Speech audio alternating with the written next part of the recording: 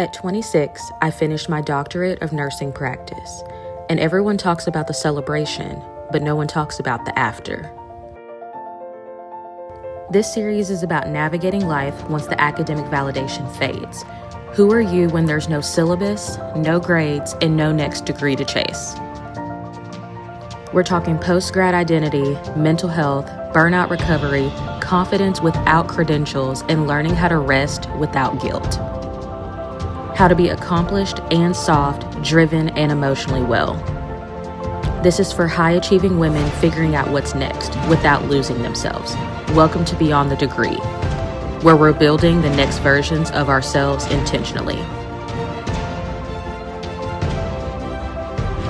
What's up, you guys? Welcome to Beyond the Degree. I'm your host, Makayla Coleman. I'm a 26-year-old pediatric ER nurse based out of Nashville, and I just graduated with my DNP. Welcome to my show. In the nursing field, I've done content creation, social media marketing, lots of brand deals, and I've wanted to jump into the podcast world forever, but I was scared like everything else. And I was worried about how I was going to be perceived, what people were going to think of me. And this year, I chose myself. I'm doing exactly what I want to do when I want to do it. And I don't care if one person watches it, that's okay, because I could totally impact one human being. And that's all that I'm really looking for. If you found yourself here, you found yourself in episode 1, Who Am I Without the Title? Let's figure it out. That's all the formalities. Let's sit back, relax, grab a drink, grab a coffee, grab a snack, because we're going to get right into it. So for those of you who don't know, my name is Makayla. I'm 26 years old. I'm a pediatric ER nurse here in Nashville, and I've got a lot of things I want to say. I've had a lot of things that I wanted to say, but it wasn't the right time. It wasn't the right place. But now I'm officially graduated with my DNP, and I can say what I want. All of my opinions and thoughts are my own and do not represent any organization that I'm affiliated with. All right, so for most of my life, I knew exactly who I was because a title told me who I was. Let me tell you about a couple. Student, honor roll, president's list, graduate, nurse practitioner, doctor. Achievement gave me language. It gave me a sense of safety. It gave me worth. Or at least that's what I convinced myself. As a strong, high-achieving woman, excellence was not an option, okay? I don't know about you guys, but I come from a household where second place is the first to lose. Has anyone else heard that before? Being great was not an option. And I've talked to my parents about this for years. It's just the standard. It's not that they necessarily sat me down and said, you can't fail in life. They never said that. But as a firstborn, as a first generation college student, anything but success, I don't know what that is. The only option was to succeed. Does anyone else feel like that? Maybe it's just me. It was survival. It was about protection. It was about proving to others that I deserve to be in the room. Always. You're always on. Has anyone ever heard of that analogy before?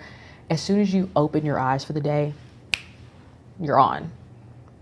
Lights, camera, action, you're on. Whether you're putting on, whether you're code switching, whether you're showing up and you're overdoing a step just to make sure that people know that you deserve to be in the room.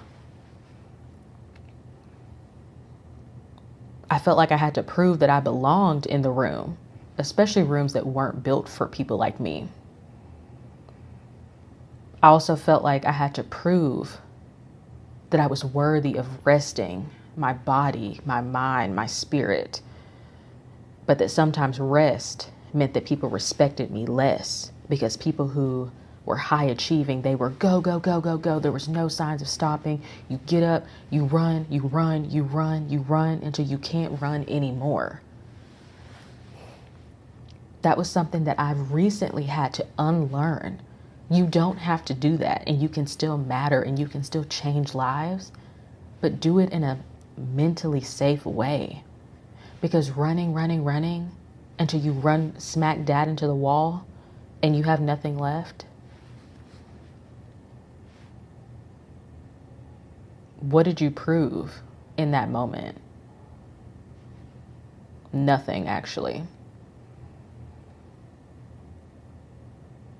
And now that I have a title, I have degrees, multiple ceremonies, and the congratulations, I found myself asking one question that no one prepared me for. Who am I without those things? Because when you grow up learning that productivity equals value, that becomes your identity. The more work I can do, the more highly valued I will become. And I'm sure across the spectrum, not just in healthcare, in the business world, in the world of academics, in the world of the arts, the harder you work, the higher up you will become, whether it's in a company or a ballet school or a marketing firm. You know those things, performance reviews? There's always something you could be doing better. You can always work harder. You can always put more time in. But what happens if that's not safe anymore? Has anyone ever thought about that? Because when you grow up learning that productivity equals value, slowing down, you feel like an internal failure. Does anyone else feel that way?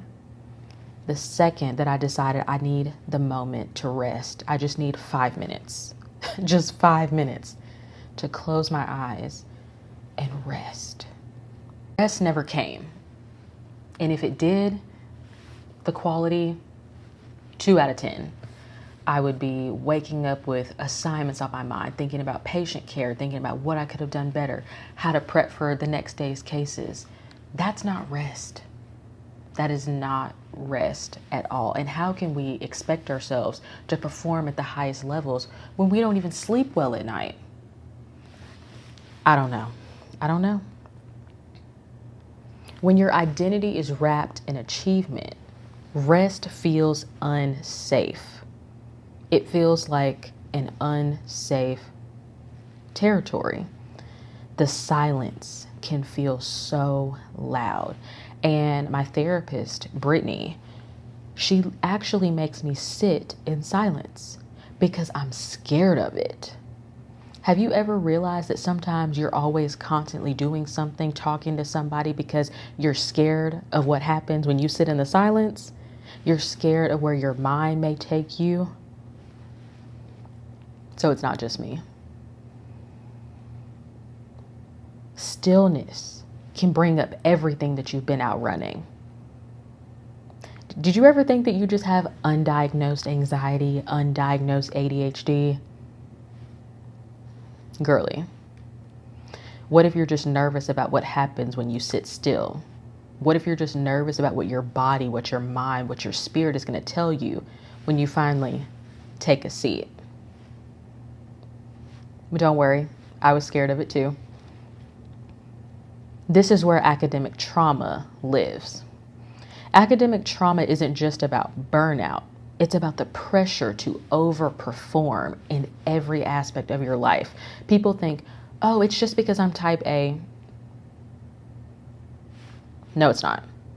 Because you find value in if I perform at the highest level in every area of my life, people are going to like me more. People are going to see that I bring value to whatever entity I'm putting all this effort into.